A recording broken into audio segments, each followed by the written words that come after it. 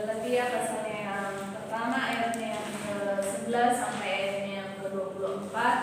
Kita akan belajar bersama-sama. Dan sebelum itu kita terlebih dahulu menghafal slogan Akulah prajurit perwira dan jenderal rohani 22 kali. Oke, terlebih dahulu kita membaca Galatia pasal yang pertama ayat 1 sampai ayatnya yang ke-14.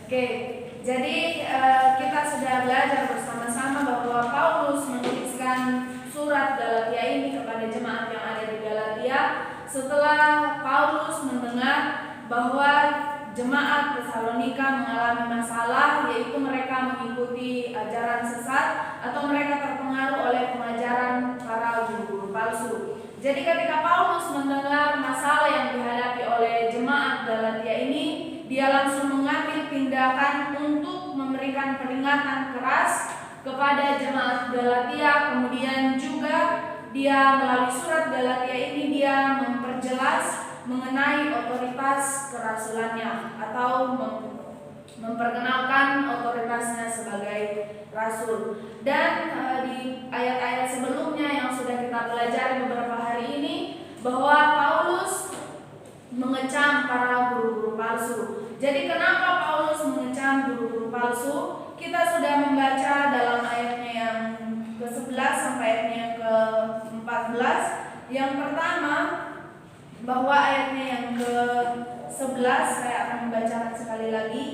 Sebab aku menegaskan kepadamu saudara-saudaraku bahwa Injil yang kuberitakan itu bukanlah Injil manusia. Jadi Paulus mengatakan kenapa Paulus dengan memiliki keberanian untuk mengecam para pengajar sesat ini.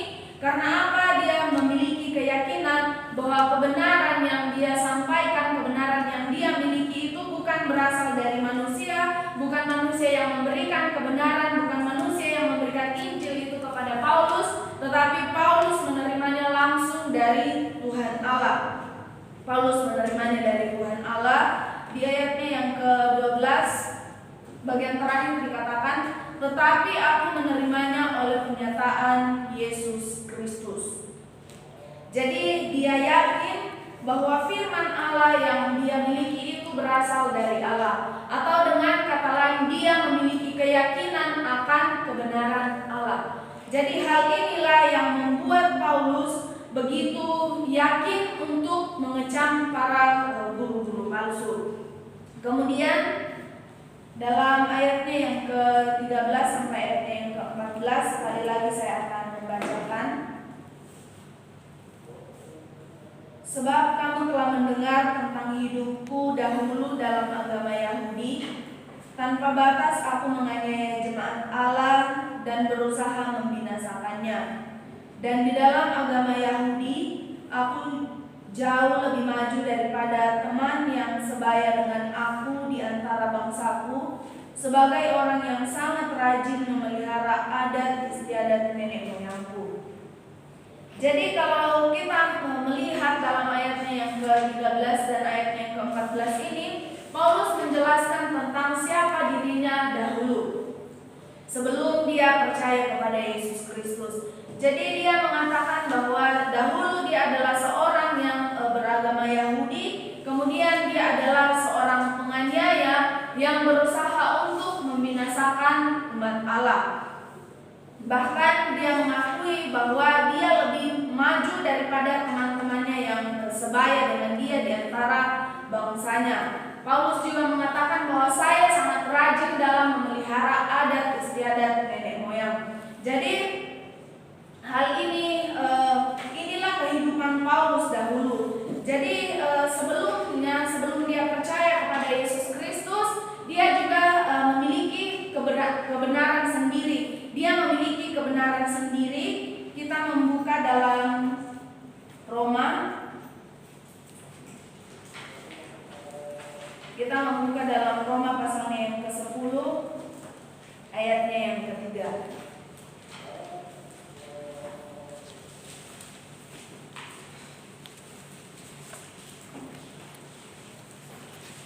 Roma pasal yang ke-10 ayatnya yang ke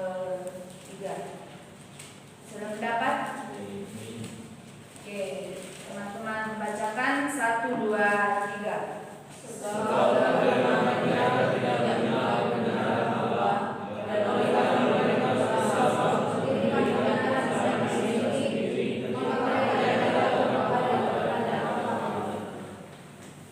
Jadi sebelum Paulus bertemu dengan Yesus Kristus,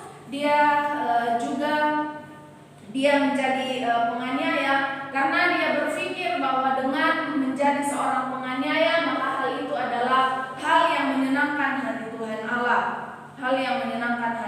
Allah. Tetapi bahkan dalam tulisannya Paulus juga kita bisa melihat bahwa Paulus pernah mengatakan bahwa semua itu kulakukan di luar iman.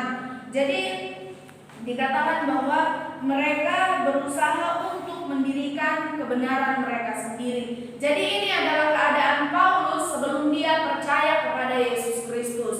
Dan setelah dia percaya kepada Yesus Kristus, kemudian melalui penyataan Yesus Kristus dia mendapatkan Injil itu, maka dia memiliki keyakinan, maka dia membangun ajarannya di atas kebenaran Allah. Dia membangun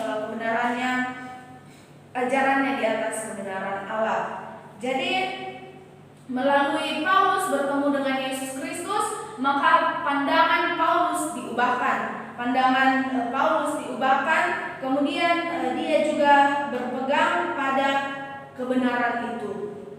Selanjutnya di ayatnya yang ke-15 sampai ayatnya yang ke-16. Ayatnya yang ke-15 sampai ayatnya yang ke-16 kita baca bersama-sama. 1, 2, 3. Tetapi waktu ia yang telah memilih aku sejak kandungan ibuku dan mengambil aku dari sisa-sisanya, berkenannya supaya aku memberikan dia dan bangsa-bangsa yang mengikuti, maka sesaat pun aku tidak dapat beriman kepada manusia. Oke, jadi ayatnya yang ke-15 dan ayatnya yang ke-16 ini adalah alasan kedua mengapa Paulus dengan berani mengecam para guru palsu. Alasannya yang kedua yaitu dia yakin akan panggilannya. Bahwa Tuhan yang memanggil dia. Tuhan yang memanggil dan memilih dia untuk menjadi alatnya. Dia mengatakan bahwa tetapi waktu ia yang telah memilih aku sejak kandungan ibuku dan memanggil aku oleh kasih karunia-Nya. Jadi dia yakin bahwa Tuhan yang memilih dia, Tuhan yang memanggil dia untuk menjadi alatnya. Dan dikatakan bahwa Tuhan memanggil dia oleh kasih karunia-Nya. Kemudian ayatnya yang ke-17 saya bacakan. Ayatnya yang ke-17. Juga aku tidak pergi ke Yerusalem mendapatkan mereka yang telah menjadi rasul sebelum aku, tetapi berangkat ke tanah Arab dan dari situ kembali lagi ke Damsyik. Jadi setelah Paulus bertemu dengan Yesus Kristus, setelah dia berjumpa dengan Yesus Kristus, kemudian setelah dia dipulihkan, maka dia tidak datang kepada manusia untuk meminta pertimbangan pengajaran apa yang akan dia lakukan, tetapi dikatakan dalam ayat yang ke-12 bahwa menerimanya oleh pernyataan Yesus Kristus. Jadi dia tidak pergi kepada rasul-rasul yang lain, tetapi pada waktu itu dikatakan bahwa dia berangkat ke tanah Arab dan dari situ kembali lagi ke Damsyik. Jadi dia belajar, dia mendapatkan firman Allah dari Tuhan Allah itu sendiri. Kemudian kita membuka dalam Efesus pasalnya yang kedua, ayatnya yang ke-20.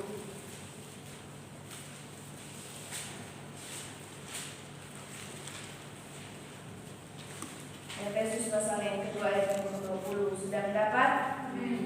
Oke, kalau sudah mendapat, saya minta untuk membacakan 1, 2, 3. Yang dibangun di atas dasar kesaksian dan hati dengan Kristus Yesus sebagai garda terjuru. Jadi ini adalah dasar dari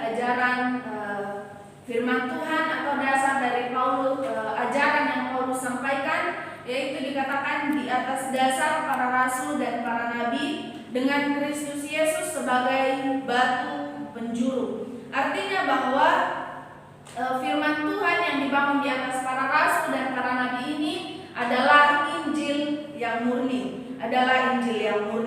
Jadi melalui hal ini juga dalam ayatnya yang ke-15 sampai ayat selanjutnya, melalui itu Paulus bukan hanya yakin bahwa Tuhan yang memanggil dia, tetapi melalui ini juga menjelaskan bahwa dia adalah benar-benar rasul yang dipanggil oleh Tuhan Allah. Jadi tadi dalam ayatnya yang ke-14 sampai ayatnya yang ke-11 dia menjelaskan bahwa Injil yang dia sampaikan itu bukan berasal dari manusia.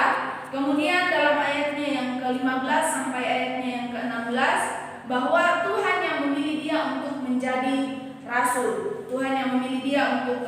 rasul. Dengan demikian maka dia menguatkan atau dia mengokohkan, memberikan jaminannya bahwa memang dia adalah benar-benar rasul yang dipilih oleh Tuhan Allah. Dan tadi kita sudah membaca di ayatnya yang ke-17, kemudian ayatnya yang ke-18, saya akan bacakan sekali lagi. Juga aku tidak pergi ke Yerusalem mendapatkan mereka yang telah menjadi rasul sebelum aku, tetapi aku berangkat ke tanah Arab dan dari situ kembali lagi ke Damsyik. Lalu 3 tahun kemudian aku pergi ke Yerusalem untuk mengunjungi Kefas dan aku menumpang 15 hari di rumahnya. Jadi melalui ini dia mengatakan bahwa Tuhan mendisiplin dia. Jadi Tuhan mendisiplin Paulus itu selama 3 tahun di ayatnya yang ke-18. Lalu 3 tahun kemudian aku pergi ke Yerusalem. Jadi hal ini juga sama dengan murid-murid yang lain, sama dengan rasul-rasul Tuhan Yesus yang lain. Kemudian ayatnya yang ke-15 kita baca sekali lagi bersama-sama. Ayatnya yang ke-15 kita baca bersama-sama. 1, 2, 3.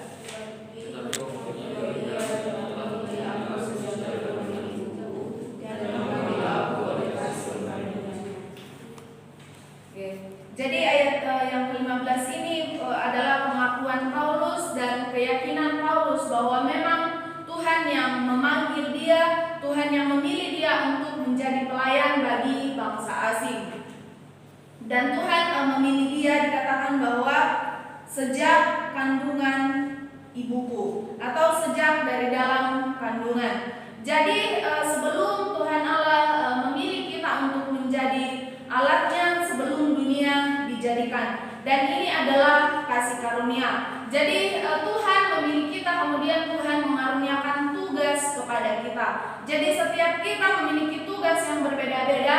Memang kita semua akan dipanggil dalam hal memberitakan Injil, tetapi masing-masing kita memiliki tugas yang berbeda-beda, tugas yang spesifik berbeda-beda. Jadi melalui ini kita melihat bahwa Paulus yang dahulunya dia adalah seorang penganiaya, bahkan dia mengatakan bahwa dia lebih maju dari teman-teman sebangsanya, bahkan juga mengatakan bahwa dia bertekun dalam melakukan hukum Taurat dan memelihara adat istiadat nenek moyang. Jadi hal itu didasarkan pada kebenaran yang dia miliki sendiri. Tetapi setelah dia bertemu dengan Yesus Kristus, kemudian setelah dia mendapatkan disiplin, maka dia memiliki keyakinan bahwa tadi dalam ayatnya yang ke-11 sampai ayat yang ke-14 bahwa Injil yang dia terima itu bukan berasal dari manusia, tetapi berasal dari Tuhan Allah. Jadi kenapa Paulus memiliki keyakinan yang demikian? Karena tugas seorang pelayan firman atau tugas seorang hamba Tuhan adalah menyampaikan firman Allah. Tugas seorang hamba Tuhan adalah menyampaikan firman Allah. Kemudian yang kedua kita juga sudah belajar bahwa kenapa Paulus dengan berani mengecam para guru palsu? Karena dia yakin bahwa Tuhan yang memanggil dia sejak dalam kandungan. Dan ini adalah kasih karunia. Maka dari itu Paulus melalui membuktikan otoritas kerasulannya, dia mengatakan bahwa Tuhan juga mendisiplin Paulus, Tuhan juga mendisiplin Paulus. Jadi sama dengan kita, bahwa setiap kita juga sudah dipanggil oleh Tuhan Allah dalam kedaulatan Tuhan. Dan seperti yang tadi sudah dikatakan, bahwa tugas seorang hamba Tuhan adalah mengajar firman Allah. Maka dari itu Tuhan mendisiplin setiap kita untuk tugas yang akan kita lakukan. Jadi itu firman Tuhan yang saya bagikan pada pagi hari ini.